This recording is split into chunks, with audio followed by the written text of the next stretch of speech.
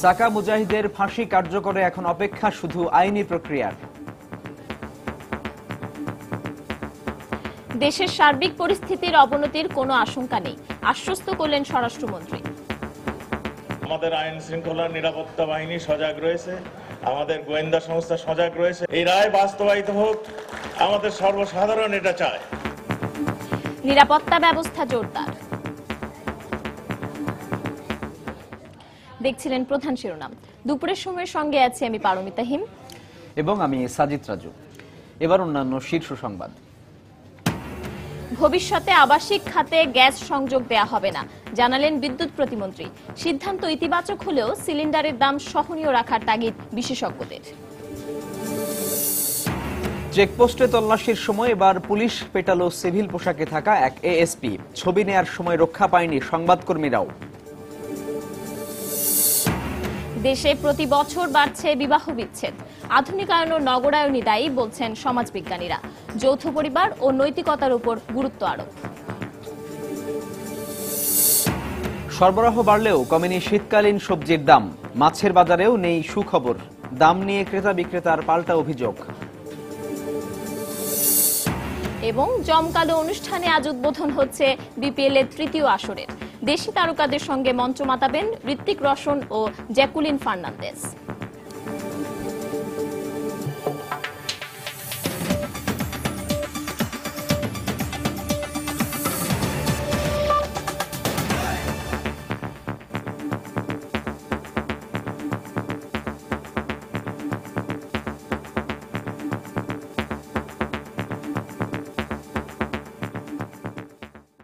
মৃত্যুদণ্ডপ্রাপ্ত যুদ্ধাপরাধী BNP নেতা সালাউদ্দিন কাদের চৌধুরী ও জামায়াত নেতা আলী আহসান মুজাহিদকে কেন্দ্রীয় কারাগারে রায় পড়ে শোনানো হয়েছে গতকাল রাতেই। এদিকে রায় কার্যকরকে কেন্দ্র করে গতকাল থেকেই ঢাকা কেন্দ্রীয় কারাগার এলাকার নিরাপত্তা জোরদার করেছে আইন শৃঙ্খলা রক্ষা বাহিনী। সকালে কারাগারের প্রধান ফটক ও এর আশেপাশে র্যাব, পুলিশ ও বিজিবি সদস্যদের সতর্ক অবস্থানে থাকতে দেখা গেছে। এছাড়াও কারাগার সংলগ্ন সড়কগুলোতেও নিরাপত্তা জোরদার করা হয়েছে। এর আগে গতকাল বিকেলে বিচারপতিদের স্বাক্ষর এবং আনুষ্ঠানিকতা শেষে রায়ের কপি কারাগারে পাঠান ট্রাইব্যুনালের রেজিস্ট্রার দপ্তর। রাতেই রায়ের কপি দুটি নিয়ে কেন্দ্রীয় কারাগারে মৃত্যুদণ্ডপ্রাপ্ত দুজনকে পড়ে শোনানো হয়। এদিকে স্বরাষ্ট্রমন্ত্রী আসাদুজ্জামান খান কামাল বলেছেন, সালাউদ্দিন কাদের চৌধুরী ও মুজাহিদের ফাঁসি কার্যকর এখন শুধু সময়ের ব্যাপার। সব ধরনের আইনি প্রক্রিয়া শেষ হলেই যে কোনো সময়েই মৃত্যুদণ্ড কার্যকর করা হবে। সকালে রাজধানীর তেজগাঁওয়ে এক অনুষ্ঠানে তিনি একথা বলেন। যুদ্ধাপরাধীদের রায় কার্যকর করা নিয়ে দেশের সার্বিক পরিস্থিতির অবনতির কোনো আশঙ্কা নেই বলেও জানান স্বরাষ্ট্রমন্ত্রী। সর্বোচ্চ আদালতে যে রায় দিয়েছে, এটা আমরা প্রক্রিয়া শেষ করে যেখানে যা রায় অনুযায়ী আমরা ব্যবস্থা নিচ্ছি। এটা প্রত্যেকটা স্টেপ আমরা আইন অনুযায়ী নিচ্ছি। আইনের ব্যত্যয় ঘটে আমরা কিছুই করছি না। আমাদের আইন শৃঙ্খলা নিরাপত্তা বাহিনী সজাগ রয়েছে, আমাদের গোয়েন্দা সংস্থা সজাগ রয়েছে। সর্বোপরি দেশের সর্বসাধারণ এই রায়কে ওয়েলকাম করেছে। এই রায় বাস্তবায়িত হোক, আমাদের সর্বসাধারণ এটা চায়। সকাল থেকেই কেন্দ্রীয় কারাগারের সামনে আছেন আমাদের সহকর্মী তানিন মেহেদি। চলে যাচ্ছি তার কাছে জানতে সর্বশেষ পরিস্থিতি। তানিন। পারমিতা, আজকে সকাল থেকে কেন্দ্রীয় কারাগারের সামনে আইন শৃঙ্খলা রক্ষাকারী বাহিনীর সদস্যদের বেশ সতর্ক উপস্থিতি আমরা লক্ষ্য করেছিলাম। যদিও কিছুক্ষণ আগে যে দুই স্তরের নিরাপত্তা ব্যবস্থা ছিল, সেই দুই স্তরের নিরাপত্তা ব্যবস্থা কমে এখন এক স্তরের নিরাপত্তা ব্যবস্থা রয়েছে। যেমনটি আপনি দেখছেন যে কারারক্ষী যারা রয়েছেন তারা গেটের কারা ফটকের সামনে অপেক্ষা করছে এবং তারা করা পাড়ায় রয়েছেন। এবং কিছুক্ষণ আগে মূলত র্যাবের সদস্যরা এখানে ছিল, তবে কিছুক্ষণ আগে তারা এখান থেকে সরে গিয়েছেন। যদিও নিরাপত্তা ব্যবস্থার জন্য পাশাপাশি আমরা দেখেছি যে পুলিশের সদস্যদের মোতায়েন করা রয়েছে, যারা কারা ফটকের সামনে যে সড়কগুলো রয়েছে সেই সড়কগুলোতে যাতে কোনো ধরনের যানবাহন যাতে কোনো দাঁড়িয়ে থাকতে না পারে কিংবা অপ্রীতিকর ঘটনা না ঘটতে পারে, সেই জন্য তারা বেশ সতর্ক অবস্থানে রয়েছে আমরা যেমনটি দেখেছি। পরবর্তীতে কিছুক্ষণ আগে সালাউদ্দিন কাদের চৌধুরীর সাথে সাক্ষাৎ করার জন্য তার পক্ষে দুজন জুনিয়র আইনজীবী কেন্দ্রীয় কারাগারে এসেছেন এবং মূলত তারা কারা প্রধান যিনি রয়েছেন, যিনি রয়েছে জেলারের সাথে দেখা করার জন্য একটি মূলত আবেদনপত্র নিয়ে জানিয়েছেন যে এই আবেদনপত্রে সালাউদ্দিন কাদের চৌধুরীর সাথে সাক্ষাৎ করার জন্য তারা আবেদন করেছেন, তবে এখন পর্যন্ত সেটি জেল সুপারের কাছে পৌঁছায়নি বলে আমরা এখন পর্যন্ত জানতে পেরেছি। এছাড়া সকাল থেকে আমাদের কাছে একটি তথ্য ছিল যে গতকাল মৃত্যুদণ্ডপ্রাপ্ত জামায়াতের নেতা আলী আহসান মোহাম্মদ মুজাহিদের আইনজীবীরা একটা আবেদন করেছিলেন আলী আহসান মোহাম্মদ মুজাহিদের সঙ্গে সাক্ষাৎ করার জন্য। তো তারা 10:30টার সময় তারা দেখা করতে চাচ্ছিলেন, এমনটি তারা উল্লেখ করেছিলেন আবেদনপত্রে। তবে এখনো পর্যন্ত কিন্তু আলী আহসান মোহাম্মদ মুজাহিদের আইনজীবীদেরকে তার সঙ্গে সাক্ষাতের অনুমতি দেয়া হয়নি কারা কর্তৃপক্ষের পক্ষ থেকে, যেমনটি আমাদেরকে জানিয়েছিলেন মুজাহিদের যারা আইনজীবী তারা আমাদেরকে জানিয়েছেন।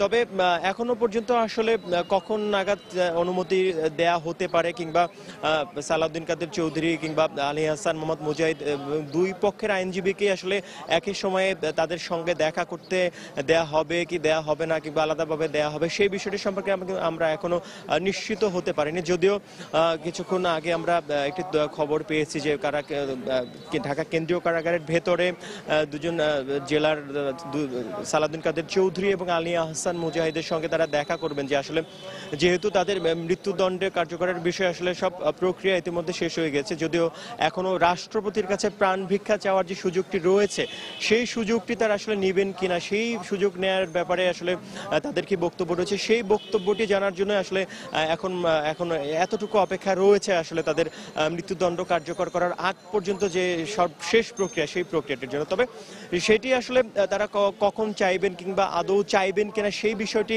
এখনো নিশ্চিত হয়নি। হয়তোবা আজকের মধ্যে যেমনটি তথ্য আমরা পেয়েছি যে জেলাররা তাদের কাছে জানতে চাইবেন এবং একজন নির্বাহী ম্যাজিস্ট্রেটের উপস্থিতি মূলত এটি চাওয়া হয়ে থাকে। তবে সেই প্রক্রিয়াটির জন্য আমরা আসলে এখনো অপেক্ষা করছি। হয়তোবা আমরা জানতে পারবো কারা কর্তৃপক্ষ আমাদেরকে জানাবেন যে কখন নাগাদ তারা আসলে প্রাণ ভিক্ষা চাইবেন কি চাইবেন না। এছাড়া আজকে সকাল থেকে কিন্তু এখন পর্যন্ত এই যে দুই শীর্ষ যুদ্ধাপরাধী যাদের মৃত্যুদণ্ড ইতিমধ্যে কার্যকর করার রায় হয়ে গেছে তাদের পরিবারের কোনো সদস্যরা কিন্তু এখানে আসেননি কিংবা তারা দেখা করার কোনো আবেদনও এখন পর্যন্ত তারা করেনি বলে আমরা এখন পর্যন্ত এতটুকু জানতে পেরেছি। তো পারমিতা, এখনকার মতো এই ছিল আমার কাছে থাকা সব শেষ খবর। পারমিতা, কেন্দ্রীয় কারাগারের সামনে সার্বিক পরিস্থিতি আমাদেরকে বলছিলেন এতক্ষণ আমাদের সহকর্মী তানিন মেহেদি। চলে যাচ্ছি পরের খবরে। সালাউদ্দিন কাদের চৌধুরীর বিচারের রায় নিয়ে বিএনপির পক্ষ থেকে করা মন্তব্যকে আত্মপ্রবঞ্চনা ও দায়সারা গোছের বলে উল্লেখ করেছেন নৌপরিবহন মন্ত্রী শাহজাহান খান। তিনি বলেন, সব যুদ্ধাপরাধীর বিচারের রায় সঠিকভাবে হয়েছে। সকালে মাদারীপুরে আজমত আলী খান স্টেডিয়ামের নবনির্মিত ভবন উদ্বোধন শেষে সাংবাদিকদের তিনি এ কথা বলেন। যখন ফাঁসির হুকুম হলো তখনও কিন্তু কোনো কথা বলে নাই, কোনো মন্তব্যই করে নাই। এখন তারা একটা দায়সারা গোছের বক্তব্য তারা দিয়েছে এবং এটা দিয়ে তারা মানে সরকার সঠিক করলো না অথবা মানে যথারীতি বিচার হলো না এটা বলার চেষ্টা করছে। আসলে এগুলো সম্পূর্ণই হলো তাদের নিজেদের মানে আত্মপ্রবঞ্চনা করা। এবং আমি মনে করি যে সালাউদ্দিন কাদের বিচার সঠিক হয়েছে।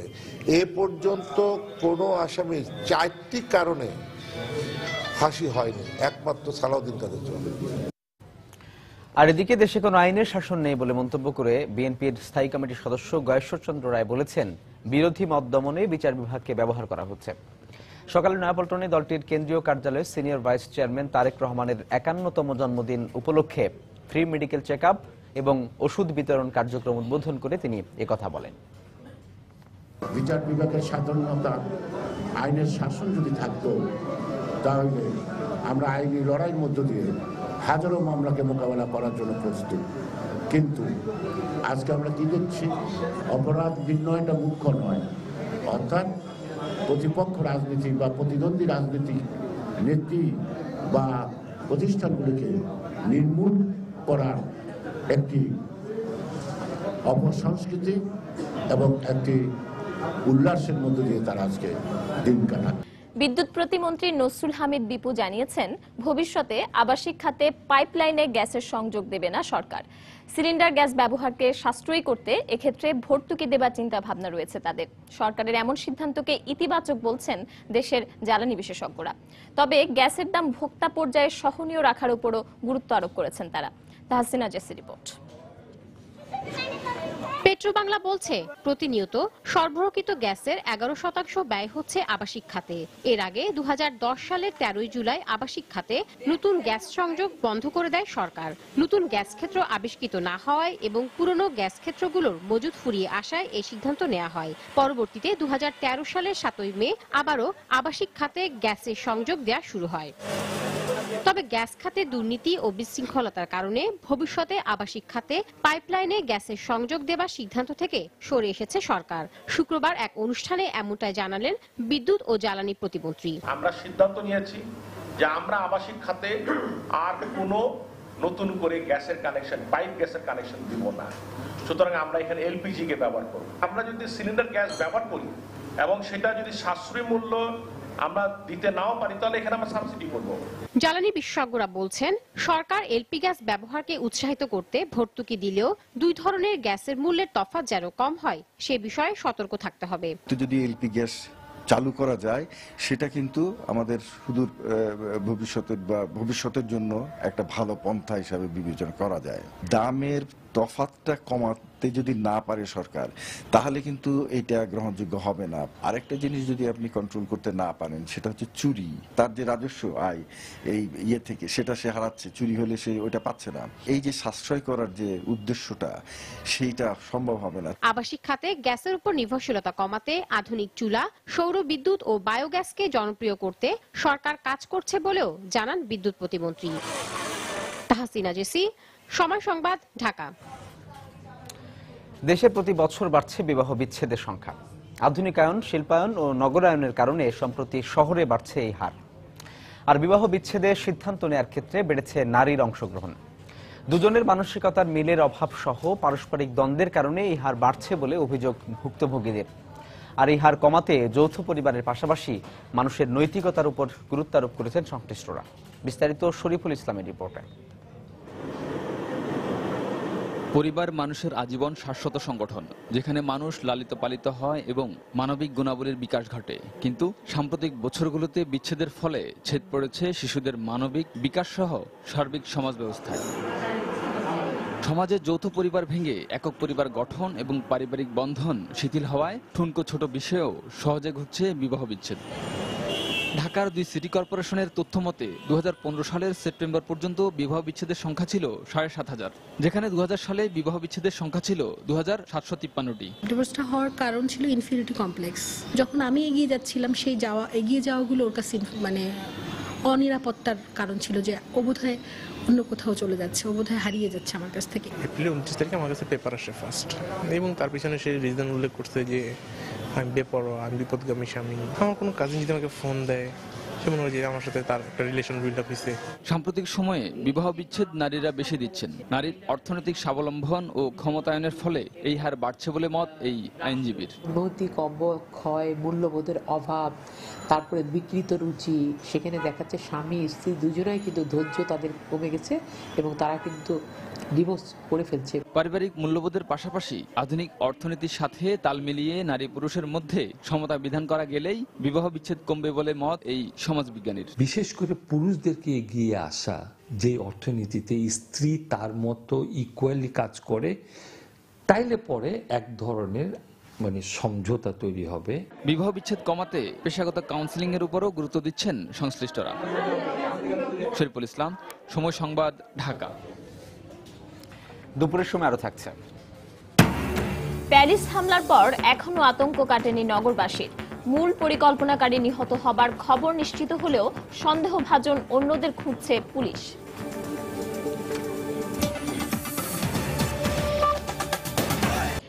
চেকপোস্টে তল্লাশির সময় এবার পুলিশকে পেটালো সিভিল পোশাকে থাকা মদ্যপ এক শিক্ষানবিশ এএসপি। এ সময় ওই ঘটনার ছবি নেওয়ার সময় মারধর করা হয় বেসরকারি একটি টেলিভিশনের এক সংবাদকর্মী ও চিত্র সাংবাদিককেও। এ ঘটনায় শাহবাগ থানায় একটি সাধারণ ডায়েরি করেছেন আহতরা। সাভার সার্কেলের ওই শিক্ষানবিশ এএসপির নাম মশিউর রহমান। আতিকুর তমালকে সঙ্গে নিয়ে রাশিদ বাপ্পির রিপোর্ট। বৃহস্পতিবার গভীর রাত, রাজধানীবাসী নিরাপত্তা নিশ্চিত করতে পুলিশের সতর্ক অবস্থান। শাহবাগ মোড়ে প্রেসের স্টিকারযুক্ত মোটরসাইকেলের 2 আরোহীকে তল্লাশির জন্য থামতে নির্দেশ দেন কর্তব্যরত এক পুলিশ। এই দৃশ্য ধারণ করতে এগিয়ে যান এশিয়ান টেলিভিশনের ক্যামেরা পার্সন দিদার হোসেন। এতে ক্ষিপ্ত হয়ে মোটরসাইকেল আরোহী 2 যুবক দিদারকে কিল ঘুষি মারতে থাকেন। এ সময় তাকে বাঁচাতে গেলে একই টেলিভিশনের সিনিয়র রিপোর্টার নুরে আলমকেও পেটায় ওই 2 যুবক। পরে পুলিশ তাদের উদ্ধার করতে গেলে তাদের উপরও চড়াও হয় তারা। 2 জন মোটরসাইকেলে আসলে পুলিশ তাদেরকে থামায়। আমরাও ঠিক ওই ওদের ছবি নিচ্ছিলাম। ওই সময় ওরা আমাদেরকে পরিচয় জানতে চায়। আমি আমার পরিচয় দেওয়ার পরে ইচ্ছেমতো গালিগালা শুরু করে এবং মোটরসাইকেল থেকে নেমে আমাকে এসে বেপরোয়াভাবে ঘুষি দিয়ে থাকে একের পর এক। পুলিশ আমাকে ফিরতে গেলে পুলিশের উপর আর আক্রমণ করে। পুলিশকেও মারতেছে, আমাদেরকেও মারতেছে, পুলিশেরও থামাতে পারতেছে না। এদের একজন সাভার সার্কেলের শিক্ষানবিশ এএসপি মশিউর রহমান, অন্যজনের নাম খায়রুল বাশার। সে নিজেকে ঢাকা বিশ্ববিদ্যালয়ের ছাত্র ও সাবেক ছাত্রলীগ কর্মী হিসেবে দাবি করেছে। ক্যামেরাম্যানদের উপর চড়া হয়, ছবি নিচ্ছে কেন? তখন পুলিশও আগে আসে, পুলিশ আগে আসলে এক পর্যায়ে তারা পুলিশের উপরে চড়া হয়। তাদের মধ্যে হলো একজন বেশি মদ্যপ অবস্থায় ছিল, এরকমই হয়েছে। আর এএসপি হয়তো উনি একজন এএসপি, আমরা যাচাই করছি, দেখছি। এদিকে শুক্রবার রাজধানীতে এক অনুষ্ঠানে পুলিশ মহাপরিদর্শক জানান, অভিযুক্ত এএসপির বিরুদ্ধে তদন্ত করে ব্যবস্থা নেওয়া হবে। এএসপি ঢাকাকে বলছি যে এই ব্যাপারে পূর্ণাঙ্গ অভিযোগ আসবে, আসার পর তার বিরুদ্ধে বিভাগীয় ব্যবস্থা হবে। এই ঘটনায় আহতরা শাহবাগ থানায় একটি সাধারণ ডায়েরি করেছেন। রাশেদ বাপ্পি, সময় সংবাদ, ঢাকা। দিনাজপুরে ইতালিয়ান নাগরিক পিয়েরে পারোলারির ওপর হামলার ঘটনার পর নিরাপত্তা জোরদার করা হলেও এখনও শহর জুড়ে বিরাজ করছে থমথমে পরিস্থিতি। এদিকে সকালে পুলিশের একটি তদন্ত দল ঘটনাস্থল পরিদর্শন করেছে। শহরের মির্জাপুরে বিআরটিসি বাসস্ট্যান্ড এলাকায় স্থানীয়দের চলাফেরা আগের চেয়ে অনেক কমে গেছে। পারোলারির কর্মস্থল সেন্ট ভিনসেন্ট হাসপাতাল সহ মিশনারি এলাকায় মোতায়েন রয়েছে অতিরিক্ত পুলিশ। এদিকে প্রশাসনের পক্ষ থেকে জেলায় অবস্থানরত বিদেশি নাগরিকদের পুলিশি নিরাপত্তার ব্যবস্থা করা হয়েছে। এই ঘটনায় জড়িতদের আটকে অভিযান চলছে বলে জানিয়েছে পুলিশ। বুধবার সকাল 8:45টার দিকে 65 বছর বয়সী পিয়েরে পারোলারি সাইকেলে কর্মস্থলে যাওয়ার পথে মির্জাপুর বাসস্ট্যান্ড এলাকায় তার উপর হামলা চালায় দুর্বৃত্তরা। খুব ভালো ছিল আর কি, মনে করেন যে আপনার গরিব লোক গেলে ওরা ইয়া করতো, হেল্প করতো, সাইকেল নিয়ে যাইতো আসতো, এসে এদিকে হাঁটা চলাও করতো। ওনাকে ওইখানে গুলি করা হয়েছে, এখন কে বা কারা গুলি করছে সেটা তো আমরা বলতে পারবো না। যাদেরকে আটক করেছিলাম তাদের মধ্যে থেকে আমরা একজনকে মামলা গ্রেপ্তার দেখিয়েছি এবং তার উনি রিমান্ডে আছেন। রিমান্ডের ফলাফল আমরা পরে জানাতে পারবো। পাশাপাশি আমাদের এখানে সেদিন থেকে কিন্তু নিরাপত্তা জোরদার করা হয়েছে, চেকপোস্ট আছে এবং যারা বিভিন্ন স্থাপনা যারা বিদেশি যারা আছেন তাদেরকে আমরা সব জায়গায় ফুল ডিপ্লয়মেন্ট করা আছে পুলিশের। পাশাপাশি তদন্তে আমরা বিভিন্ন দিক আমরা খতিয়ে দেখছি। রাজধানীর কাঁচা বাজারে শীতকালীন সবজির সরবরাহ বাড়লেও কমছে না দাম। উল্টো সপ্তাহখানেক আগের তুলনায় বেড়েছে কয়েকটি সবজির বাজার দর। বিক্রেতাদের দাবি, এখনো মৌসুম শুরু হয়নি বলেই বাড়তি দামে বিক্রি হচ্ছে শীতকালীন সবজি। এদিকে বাজারে ইলিশের সরবরাহ কমলেও অন্যান্য মাছের আমদানি বেড়েছে, তবে সে তুলনায় দাম কমেনি বলেই মনে করছেন ক্রেতারা। দেশে সবজির সবচেয়ে বড় মৌসুম শীত। ষড়ঋতুর চক্রে বছরের এ সময়টাতে ভোক্তাদের নজর থাকে সতেজ সবজির দিকে। সে কারণে বিক্রেতাদেরও লক্ষ্য থাকে শীতকালীন নানা সবজি দিয়ে দোকান সাজানোর দিকে। তবে পণ্যের সরবরাহ বাড়লে বাজারে তার দাম কমবে। অর্থনীতির এমন সূত্র একেবারেই অর্থহীন হয়ে পড়েছে রাজধানীর কাঁচা বাজারে। ডালা ভর্তি শীতকালীন টমেটো, মূলা, শিম, ফুলকপি আর বাঁধাকপিতে ক্রেতাদের চোখ জুড়ালেও অনেকেই মনে করছেন সাধ্যের বাইরে বাজার দর। কারণ বাজার গেলে এই একই সবজি এর অর্ধেক দামে পাওয়া যাবে, কিন্তু ওই পলাশী বাজার আসলে বা অন্য বাজার গেলে ডবল দাম। সবজি তো মনে করেন এখন সব আইটেমে নামছে মোটামুটি। টমেটোর একটু আমদানি এখনো হয় নাই, এই জন্য কাস্টমার টমেটোর দামটা বেশি, 140 টাকা 150 টাকা কেজি, আর ইন্ডিয়ানটা আছে 120 টাকা কেজি। একই অবস্থা মাছ বাজারেও। রুই, তেলাপিয়া, চিংড়ি সহ অন্যান্য মাছের আমদানি রয়েছে ঠিকই, তবে দাম কমেনি কোনোটিরই। বিক্রেতারা বলছেন ইলিশের সরবরাহ কমে যাওয়ায় এর প্রভাব পড়ছে অন্যান্য মাছের দামে। বিভিন্ন ধরনের মাছ দেখা যাচ্ছে, ইলিশ মাছও মোটামুটি আমি দেখছি বাজারে, কিন্তু আমার কাছে দামটা একটু বেশি মনে হচ্ছে। বাজারের আসলে মনিটরিং ব্যবস্থা আমাদের আছে কিনা আসলে সেটা আমাদের চোখে কখনো পড়ে না। যখন ইলিশ মাছ আসবে তখন এটা বন্ধ করে দিছে, তখন ইলিশ মাছগুলো তার এক জায়গায় থাকে না, সব চলে গেছে। এখন দেশে ইলিশ মাছই নাই। এই ইলিশ মাছের উপরে সব মাছ নির্ভর। একটা ইলিশ মাছ যদি 300 টাকা পাইতো তাহলে অন্য মাছ কিনতো না। এখন একটা ইলিশ মাছের দাম 1000 টাকা, অন্য মাছের দামের উপরে গিয়ে পড়ে। এক সপ্তাহের ব্যবধানে কেজিতে 10 টাকা কমে ব্রয়লার মুরগি বিক্রি হচ্ছে 130 টাকায়, আর খাসি বিক্রি হচ্ছে 550 টাকায়। কেজিতে 20 টাকা কমেছে গরুর মাংসের দাম, বিক্রি হচ্ছে 380 টাকা দরে। জুবাইর ফয়সাল, সময় সংবাদ, ঢাকা। সিলেটের কোম্পানিগঞ্জের সীমান্ত জুড়ে পাহাড়ি স্বচ্ছ পানি আর পাথরের মিলনের কলতানের সঙ্গে পাহাড় মেঘের খেলা পুরো এলাকাকে নৈসর্গিক সৌন্দর্যে রূপ দিয়েছে।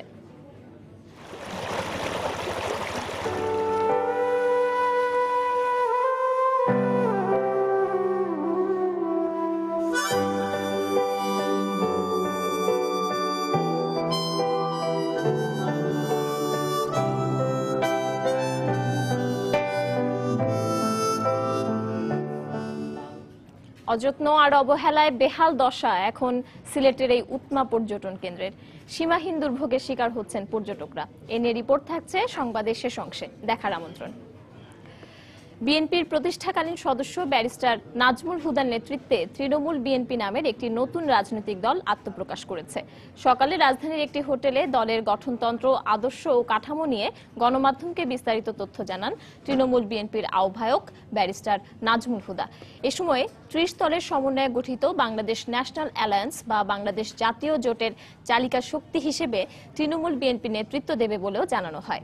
সংবাদ সম্মেলনে দাবি করা হয়, বেগম খালেদা জিয়ার নেতৃত্বাধীন বিএনপিতে অরাজনৈতিক ব্যক্তিদের প্রভাবে দল হিসেবে বিএনপি পুরোপুরি ব্যর্থ হয়েছে। সেজন্য মুক্তিযুদ্ধের চেতনা ভিত্তিক একটি অসাম্প্রদায়িক বাংলাদেশ নির্মাণে তৃণমূল বিএনপি গঠন করা হয়েছে। দেশের বর্তমান উন্নয়নের ধারাবাহিকতা বজায় থাকলে বাংলাদেশ 2021 সালের আগেই উচ্চ মধ্যম আয়ের দেশে পরিণত হবে বলে আশা প্রকাশ করেছেন বাণিজ্যমন্ত্রী তোফায়েল আহমেদ। সকালে ঢাকা বিশ্ববিদ্যালয়ের কার্জন হলে ফার্মেসি বিভাগের সুবর্ণ জয়ন্তীতে তিনি এই আশা প্রকাশ করেন। এ সময় তিনি বলেন, মার্কিন যুক্তরাষ্ট্র বাংলাদেশের জিএসপি বন্ধ করেও কোনো ক্ষতি করতে পারেনি, বরং পণ্য ও বাজার বহুমুখী করতে সরকার এখন চিলি ও ব্রাজিলের সঙ্গে বাণিজ্য করতে যাচ্ছে। মধ্যম আয়ের দেশে পরিণত হয়েছে এবং আমরা আশা করি ইভেন 2021-এর আগেই আমরা উচ্চ মধ্যম আয়ের দেশে রূপান্তরিত হব। ইউনাইটেড স্টেট আমাদের জিএসপি বন্ধ করেছে, আমাদের কোনো ক্ষতি করতে পারে না। পণ্যের বহুমুখীকরণ করা, বাজার বহুমুখীকরণ করা, আমাদের বিশ্বে এখন চিলি আমাদেরকে ডিউটি ফ্রি দিয়েছে। আমরা কিছু কিছু দেশের সাথে, যেমন ব্রাজিল, যেমন আর্জেন্টিনা, ওইসব দেশের সাথে আমরা ফ্রি ট্রেড এগ্রিমেন্ট করতে যাচ্ছি। কড়া নাড়ছে শীতকাল, আর এই শীতে উষ্ণতা দিতে শাল চাদর তৈরিতে ব্যস্ত সময় পার করছেন টাঙ্গাইলের বাথুলি সাদি তাঁতপল্লীর শ্রমিকরা। তবে উৎপাদন খরচ বাড়ার পাশাপাশি বাজারে ভারতীয় চাদরের আমদানি বাড়ায় লোকসানের আশঙ্কা তাদের। অবশ্য ঐতিহ্যবাহী এই শিল্প রক্ষায় উদ্যোক্তাদের সহজ শর্তে ঋণ দেওয়ার কথা জানিয়েছে বাংলাদেশ তাঁত বোর্ড। কাদির তালুকদারের পাঠানো তথ্য ও রাশেদ খানের ছবি নিয়ে ডেস্ক রিপোর্ট। শীতের সময় উষ্ণতা পেতে যেসব পোশাক ব্যবহার হয়ে থাকে তার মধ্যে চাদর অন্যতম। তাই টাঙ্গাইলের বাসাইল উপজেলার বাথুলি সাদি তাঁতপল্লীতে এখন শুধুই ব্যস্ততা। মনের মাধুরী মিশিয়ে মণিপুরি, পাট্টা, আম ডিজাইন, হাই চয়েস সহ বাহারি ডিজাইনের চাদর প্রস্তুতে ব্যস্ত শ্রমিকরা। কিন্তু গত 2 বছরে অস্বাভাবিক হারে সুতার মূল্য বৃদ্ধি এবং চড়া সুদে ব্যাংক ঋণ নিয়ে বেকায়দায় পড়েছেন তাঁতিরা। এছাড়া বাজারে ক্রেতা কম থাকায় উৎপাদিত চাদর বিক্রি নিয়ে শঙ্কিত তারা। ভূতার বাজারও বেশি, এদিকে ব্যবসা ভালো না, ব্যবসা নন্দা। যে মাল বানাইছে এই মাল বিক্রি করে এই ঋণ পরিশোধ করার মতো আমাদের সামর্থ্য নাই। ভারত থেকে কিছু কাপড় আমদানি হয়, যার কারণে আমাদের ব্যবসার অনেক ক্ষতি হয়। আমাদের বেতন চাই, তখন মহাজন বলে যে চাদর বিক্রি করতে পারি না। এদিকে বাজারে ভারতীয় চাদরের আধিক্যের পাশাপাশি সরকারের পৃষ্ঠপোষকতা না থাকায় এই শিল্প ধ্বংসের দ্বার প্রান্তে দাঁড়িয়েছে বলে দাবি সংশ্লিষ্টদের। সরকার যদি আমাদের প্রতি একটু নজর দিতেন বা বাইরে মাল রপ্তানি করার একটা ব্যবস্থা করে দিতেন, সেক্ষেত্রে মনে হয় যে আমরা একটু ভালোভাবে চলতে পারতাম। তবে তাঁত শিল্প রক্ষায় সব ধরনের সহযোগিতার আশ্বাস দিলেন তাঁত বোর্ডের এই কর্মকর্তা। বেসিক সেন্টার আওতায় 4,27,00,000 টাকা তাঁত ঋণ বিতরণ করা হয়েছে। যারা পান নাই, ঋণ নিতে আগ্রহী, তাদেরকে যাতে করে ঋণ দিতে পারে সে ব্যাপারে আমি আমার ঊর্ধ্বতন কর্তৃপক্ষের কাছে বিষয়টি অবহিত করব এবং তাদের ঋণ দেওয়ার ব্যবস্থা গ্রহণ করব। টাঙ্গাইলের বাসাইলে ছোট বড় মিলিয়ে প্রায় 10,000 তাঁত রয়েছে, আর এতে কাজ করছেন প্রায় 22,000 শ্রমিক। সময় সংবাদ, টাঙ্গাইল। আহমদ ছফা লেখনীর মাধ্যমে বাংলাদেশের জাতীয় সমাজ ও রাষ্ট্র বিষয়ে অনেক চিন্তার প্রতিফলন ঘটিয়েছেন বলে মন্তব্য করেছেন শিক্ষাবিদরা। সকালে ঢাকা বিশ্ববিদ্যালয়ে ব্যবসায় শিক্ষা অনুষদ মিলনায়তনে ত্রয়োদশ আহমদ ছফা স্মারক বক্তৃতায় বিশিষ্টজনেরা একথা বলেন।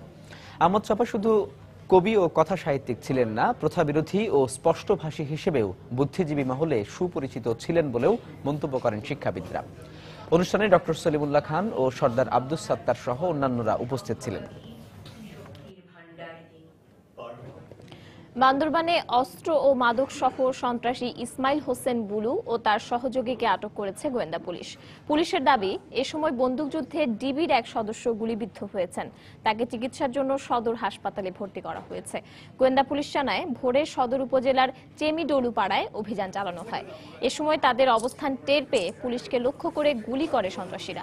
পুলিশও পাল্টা গুলি চালালে প্রায় আধ ঘন্টা দুপক্ষের মধ্যে বন্দুকযুদ্ধ হয়। পরে ঘটনাস্থল থেকে একটি বিদেশি পিস্তল, 4 রাউন্ড গুলি ও 50 পিস ইয়াবা সহ বুলু ও তার সহযোগীকে আটক করা হয়। এদিকে আটক হওয়া সন্ত্রাসী বুলু এক আদিবাসী তরুণীকে অপহরণের ঘটনায় জড়িত বলেও জানায় পুলিশ। মানিকগঞ্জে সড়ক দুর্ঘটনায় নিহত হয়েছেন একজন। সকালে ঢাকা আরিচা মহাসড়কে এই দুর্ঘটনাটি ঘটে।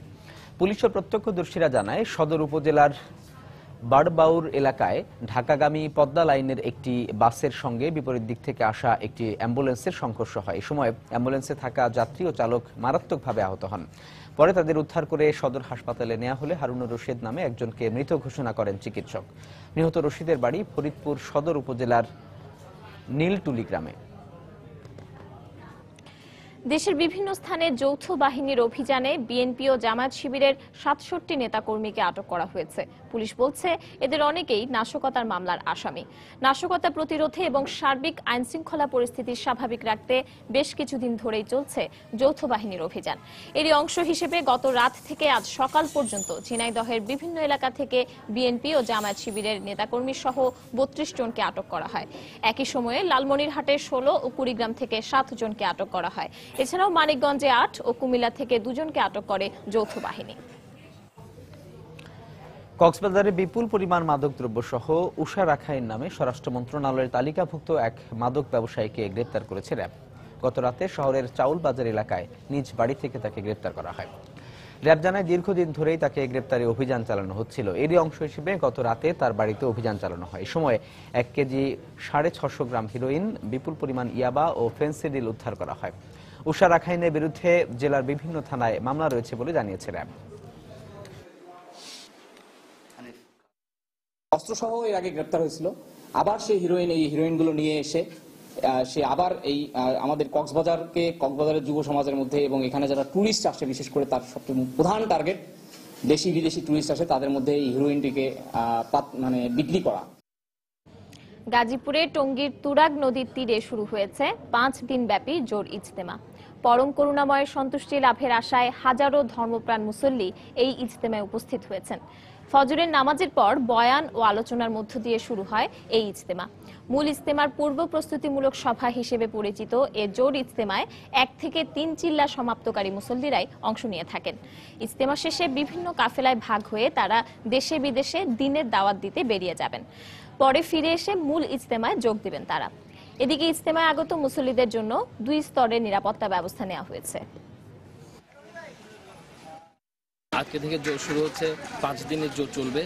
এই জোরের মধ্যে যারা সাথীরা যারা মেহনত করছে এই দিনকে নিয়ে সবাই এখানে জুড়বে, সেখানে জুড়ে তারা কিভাবে সামনে একটা বছর কিভাবে মেহনত করবে সেই বিষয়ে এখানে পরামর্শ হবে। ইসলামে আসছে এই কারণে যে আমি 3 চিল্লায় যাব, অন্য কোনো নিয়মকানুন জানি না, এখানে যা আছে যা শিখবো যা জানবো এখান থেকে ইসলামে যাবো। 2 বছরের নিয়ে এবছরও 5 দিনব্যাপী হুজুর ইজতেমার নিরাপত্তার জন্য আমরা সাদা পোশাকে আমরা নিরাপত্তার ব্যবস্থা করেছি। আমরা আশা করতেছি যে এই 5 দিনব্যাপী যে জোর ইজতেমা এটা সুষ্ঠু ও সুন্দরভাবে হবে।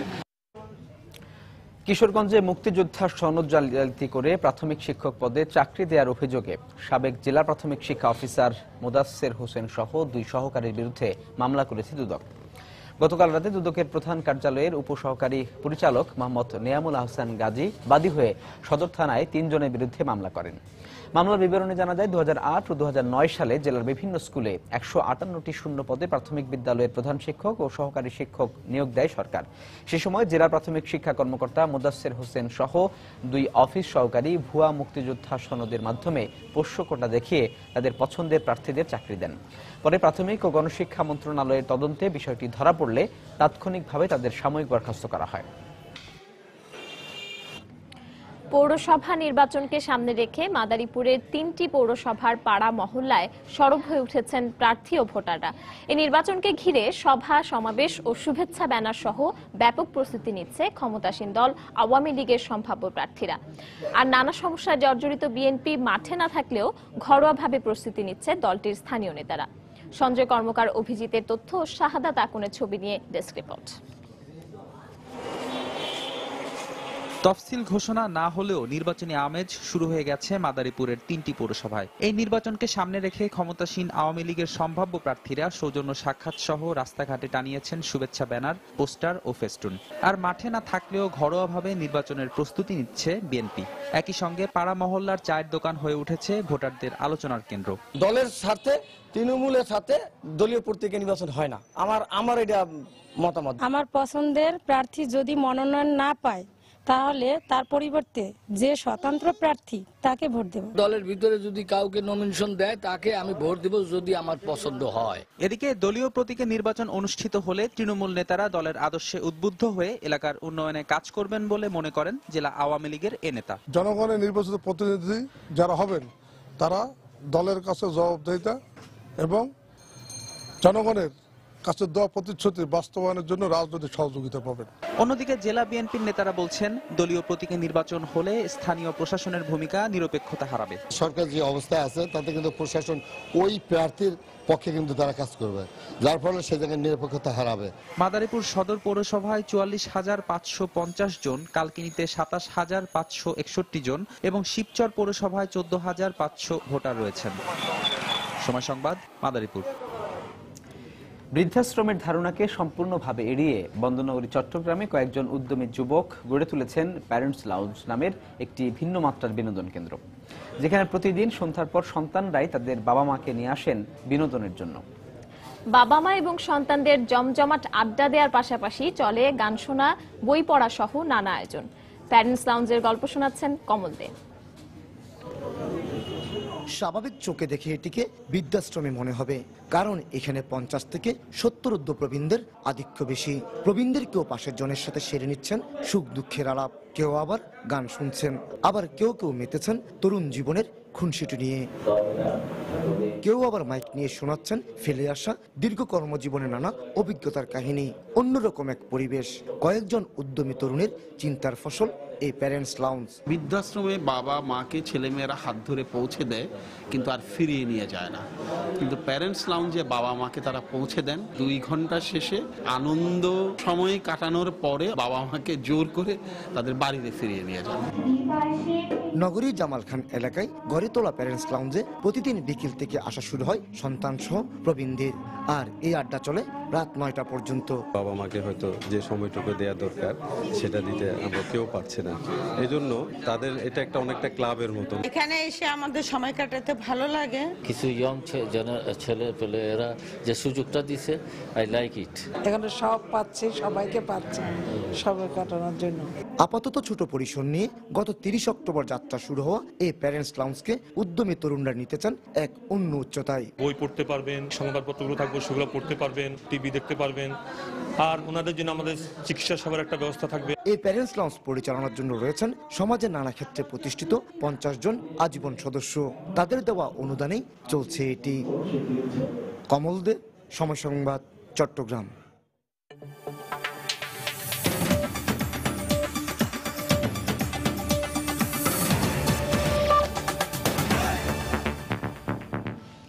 প্যারিস হামলার পর পুরো ইউরোপ এখন সন্ত্রাসী হামলার ভয়ে আতঙ্কিত। বৃহস্পতিবার ইউরোপীয় পার্লামেন্টে ইউরোপোলের প্রধান হামলার শঙ্কার কথা জানিয়ে সবাইকে সতর্ক থাকার আহ্বান জানিয়েছেন। একই কথা বলছেন ইউরোপীয় ইউনিয়ন ইইউ নেতারাও। এদিকে সরকার হামলার মূল পরিকল্পনাকারী আবদেল হামিদ আবাউদ নিহত হবার খবর নিশ্চিত করলেও এখনো হামলার সঙ্গে সম্পৃক্ত সন্দেহভাজন অন্যান্যদের খুঁজছে ফরাসি পুলিশ।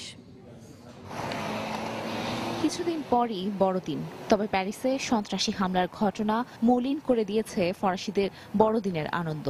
দুঃসহ সেই স্মৃতি ফরাসিদের ভুলিয়ে দিতে বৃহস্পতিবার চ্যাম্পস এলিসিস এভিনিউতে এমন আলোকসজ্জা করা হয়। এভিনিউ পরিচালনা কর্তৃপক্ষ জানিয়েছে, নিহতদের স্মরণে অন্যান্য আনুষ্ঠানিকতা আপাতত বন্ধ রাখা হলেও বড়দিন যে আসছে তা মনে করিয়ে দিতে নানা রঙের আলোয় জ্বলে উঠছে চারপাশ। একদিকে যখন চলছে পরিস্থিতি স্বাভাবিক করার এমন চেষ্টা, তখন অন্যদিকে বাড়ানো হয়েছে জরুরি অবস্থার মেয়াদ। ফরাসি স্বরাষ্ট্রমন্ত্রী যে কোনো ধরনের অপ্রীতিকর পরিস্থিতি এড়াতে নিরাপত্তা জোরদার করতে ইউরোপীয় ইউনিয়নের নেতাদের প্রতি আহ্বান জানিয়েছেন। এদিকে পার্লামেন্টের অধিবেশনে ফরাসি প্রধানমন্ত্রী ম্যানুয়েল বলসাবা জানিয়েছেন, সন্ত্রাসীদের রাসায়নিক হামলার আশঙ্কায় এখন তারা। ইরাকে বা সিরিয়ায় যা হয়েছে তার জন্য আমাদের উপর হামলা হয়নি। হামলা হয়েছে কারণ হামলাকারীরা আমাদের মতাদর্শের বিরুদ্ধে, আর তারা এখানেই থেমে থাকবে না। কোনো কিছুই আমাদের উড়িয়ে দেওয়া ঠিক হবে না। এখানে রাসায়নিক বা জীবাণু অস্ত্রের হামলাও হতে পারে। একই আশঙ্কার কথা জানিয়েছেন ইউরোপোলের প্রধানও। মার্কিন গোয়েন্দা সংস্থা এফবিআই ইতালির রোমে এবং মিলানে হামলা হতে পারে এমন তথ্য জানালে সন্দেহভাজন 5 জনকে ধরতে সেখানেও চলছে অভিযান। তবে নিজ দেশে হামলার আশঙ্কার কথা উড়িয়ে দিয়েছে এফবিআই। আমরা সতর্ক রয়েছি, নজরদারিও বাড়িয়েছি, কিন্তু প্যারিসের মতো কোনো হামলার আশঙ্কা আমাদের নেই। এদিকে ফরাসি সরকার অবশেষে প্যারিস হামলার সন্দেহভাজন পরিকল্পনাকারী আবদেল হামিদ আবাউদের পুলিশি অভিযানে নিহত হওয়ার খবর নিশ্চিত করেছে। তবে এখনো হামলার সাথে সম্পৃক্ত সন্দেহভাজন অন্যান্যদের ধরতে অভিযান চলছে। তানজিব মুনিয়াত, সময় সংবাদ।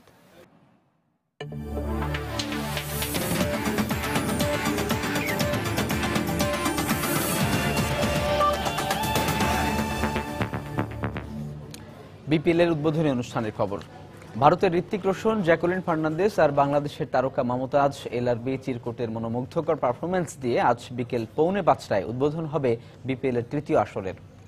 তবে স্টেডিয়ামের দরজা খুলে দেওয়া হবে বিকেল 3টায়। দর্শকদের উন্মাদনা ধরে রাখতেই প্রধান আকর্ষণগুলো থাকবে অনুষ্ঠানের শেষ ভাগে। ফিক্সিং কলঙ্ক কিংবা খেলোয়াড়দের বকেয়া সবকিছু পেছনে ফেলে 2 বছরের বিরতির পর আবারও শুরু হচ্ছে ক্রিকেটের ধুমধারাক্কার আসর বাংলাদেশ প্রিমিয়ার লিগ বিপিএল। মাঠের 4 ছক্কার ঝড় তোলার আগে উদ্বোধনী অনুষ্ঠান দিয়ে বিশ্বকে চমকে দিতে প্রস্তুতি নিচ্ছে বিসিবি। দেশি বিদেশি তারকাদের জমকালো পারফরমেন্সের সাথে থাকবে লেজার শো ও ফায়ারওয়ার্কের মনোমুগ্ধকর প্রদর্শনী। আকর্ষণীয় উদ্বোধনী অনুষ্ঠানটি শুক্রবার বিকেল 5:45 শুরু হলেও দর্শকদের জন্য স্টেডিয়ামের গ্যালারির দরজা খুলে দেওয়া হবে বিকেল 3টায়। যদিও সাধারণ জনগণের জন্য পুরো স্টেডিয়ামে বরাদ্দ করা হয়েছে মাত্র 4 থেকে 5,000 টিকিট। আবার 2 বছর একটা গ্যাপ দিয়ে আমরা শুরু করছি। আমাদের একটা টার্গেট তো আছে যে কতটুকু সাকসেসফুলি এবং কতটুকু ইন্টারন্যাশনাল হাইপ ক্রিয়েট করা যায়, সেই চিন্তা ভাবনা থেকে কিন্তু টুর্নামেন্টের যে উদ্বোধনী অনুষ্ঠানটা আমরা আয়োজন করছি সেটা একটু জমকালো করারই চেষ্টা করছি। আমরা ওপেনিং প্রোগ্রামটা যদি আমরা ভালো মতো হিট করতে পারি তাহলে বিপিএল সিরিজটাও ভালো মতো হিট হয়ে যাবে। 5টার সময় চিরকুট, 6টা এলআরবি, 8টার সময় বিপিএল এর যে ওপেনিং এর জন্য প্রেসিডেন্টের একটা স্পিচ থাকবে, তারপর থাকবে জ্যাকলিন, তারপর এছাড়াও আমরা একটা লিডার শো ও ফায়ারওয়ার্কস থাকবে। বিশ্বের চলমান অস্থিরতার কথা বিবেচনা করেই নেওয়া হয়েছে একটু বাড়তি নিরাপত্তা ব্যবস্থা। এখানে যেহেতু অনেক লোক বেশি হবে, সেই হিসেবে আমাদের এক্সট্রা কিছু ডেভেলপমেন্ট থাকবে। এই সিকিউরিটির ক্ষেত্রে আমরা কোনো আপোষ করব না। সেটা হেডফোন বলেন, লিপস্টিক বলেন, কলম বলেন, হ্যাঁ, এই টাইপের যত ছোটখাটো বিষয় আছে সমস্ত কিছুই আমরা চেক করে রেখে দিব। আমরা সোয়াট টিমকে রিকোয়েস্ট করেছি, আমরা ডিবি টিমকে রিকোয়েস্ট করেছি, হয়তো তারা থাকবে। গেল আসরের থেকে এবারে আরো বেশি আকর্ষণীয় হবে বিপিএল এর উদ্বোধনী, কারণ উদ্বোধনী অনুষ্ঠানের স্টেজ আকারে বেশ বড় এবং খরচও হচ্ছে প্রায় 3.5 কোটি টাকা। শায়লা পারভিন, সময় সংবাদ, ঢাকা। সিলেটের বিছনাকান্দি, পান্তুমাই, লোভাছড়ার মতো উৎমা নামের আকর্ষণীয় একটি পর্যটন কেন্দ্র অবহেলার অযত্নে বেহাল অবস্থায় রয়েছে। কোম্পানীগঞ্জ উপজেলার সীমান্ত জুড়ে পাহাড়ি স্বচ্ছ পানি আর পাথরের মিলনের কলতানের সঙ্গে পাহাড় মেঘের খেলা পুরো এলাকাকে নৈসর্গিক সৌন্দর্যে রূপ দিয়েছে। কিন্তু অবকাঠামো সুযোগ সুবিধার অভাবে সেখানে যেতে সীমাহীন দুর্ভোগ পোহাতে হয় পর্যটকদের। অবশ্য জেলা প্রশাসক জানান, প্রতিবন্ধকতা দূর করতে ব্যবস্থা নেওয়া হচ্ছে। দিগেন সিংহের তোলা ছবিতে আরো জানাচ্ছেন ইকরামুল কবির। আকাশে হেলান দিয়ে ঘুমিয়ে থাকা পাহাড়ের সাথে মেঘের মিতালির এমন অপরূপ সৌন্দর্যে মুগ্ধ দৃষ্টি নামাতেই আটকে যাবে পাথরের সাথে স্বচ্ছ পানির কলকাকলির মোহনীয় রূপে।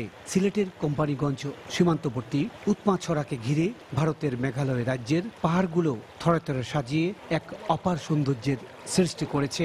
পাহাড় আছে, পানি আছে, বিভিন্ন পাথর আছে। এখানে অনেক সুন্দর জায়গা, ঝর্ণা আছে, কমলা বাগান দেখলাম, সবকিছুই দেখলাম, অনেক ভালো লাগলো। পর্যটনের রোমাঞ্চকর আবিষ্কারে আগ্রহী পর্যটকরা এখানে ছুটে এলেও নানা সমস্যার মুখোমুখি হতে হয় তাদের। রাস্তাঘাটের বিকট সমস্যা, এখানে কোনো দোকানপাট নেই, কোনো একটা মানুষের কোনো একটা সিস্টেম নেই। সম্প্রতি প্রধানমন্ত্রী সিলেট কোম্পানিগঞ্জ ভোলাগঞ্জ সড়কটি জাতীয় সড়কে উন্নীত করে সংস্কার কাজের উদ্বোধন করেন। কাজ শেষ হলেই পর্যটকদের সমস্যার সমাধান হবে বলে আশা করছেন জেলা প্রশাসক। আইসিটি একটা পার্ক হবে, সেটিও আমরা সুন্দর করে গড়ে তোলার জন্য অন্যান্য সকল বিষয়গুলো, আইন শৃঙ্খলা সহ সকল বিষয়গুলো আমরা সাজাতে পারবো। এদিকে নতুন পুরাতন পর্যটন শিল্পের উন্নয়নে সরকারের আন্তরিকতার কথা জানালেন পর্যটন কর্পোরেশনের এই কর্মকর্তা। যাওয়া আসার জন্য যে রাস্তা, এদিকে সরকারের গুরুত্ব সবচেয়ে বেশি। সেই সাথে এখানে যে পর্যটকরা আসবেন তাদের নিরাপত্তার জন্য সরকার বিশেষ টুরিস্ট পুলিশের ব্যবস্থা করেছেন। সরকার 2016 সালকে পর্যটন বর্ষ হিসাবে ঘোষণা করেছে। অবকাঠামো সহ অন্যান্য সুযোগ সুবিধা বৃদ্ধি করা গেলে সিলেট নগরী থেকে 50 কিলোমিটার দূরবর্তী এই পর্যটন কেন্দ্রটি একসময় জনপ্রিয় হয়ে উঠবে, এমনটাই মনে করছেন সংশ্লিষ্টরা। বাংলাদেশ ভারত উৎমা সীমান্ত থেকে ইকরামুল কবির, সময় সংবাদ, সিলেট। দুপুরের সময় এ পর্যায়ে শীর্ষ সংবাদ জানিয়ে দিচ্ছি আরো একবার। আইনি প্রক্রিয়া মেনে যুদ্ধাপরাধীদের রায় কার্যকর করা হবে। আইন শৃঙ্খলা পরিস্থিতি অবনতির আশঙ্কা নেই, জানালেন স্বরাষ্ট্রমন্ত্রী। বিভিন্ন এলাকায় বাড়তি নিরাপত্তা। চেকপোস্টে তল্লাশির সময় এবার পুলিশ পেটালো সিভিল পোশাকে থাকা এক এএসপি। ছবি নেয়ার সময় রক্ষা পায়নি সংবাদকর্মীরাও। ভবিষ্যতে আবাসিক খাতে গ্যাস সংযোগ দেয়া হবে না, জানালেন বিদ্যুৎ প্রতিমন্ত্রী। সিদ্ধান্ত ইতিবাচক হলেও সিলিন্ডারের দাম সহনীয় রাখার তাগিদ বিশেষজ্ঞদের। সরবরাহ বাড়লেও কমেনি শীতকালীন সবজির দাম। মাছের বাজারেও নেই সুখবর। দাম নিয়ে ক্রেতা বিক্রেতার পাল্টা অভিযোগ। এবং জমকালো অনুষ্ঠানে আজ উদ্বোধন হচ্ছে বিপিএল এর তৃতীয় আসরের। দেশি তারকাদের সঙ্গে মঞ্চ মাতাবেন ঋত্বিক রোশন ও জ্যাকুলিন ফার্নান্দেজ। দর্শক, এই ছিল দুপুরের সময়। যে কোনো খবর পেতে ভিজিট করুন সময়নিউজ.tv আর সঙ্গে থাকুন সময়।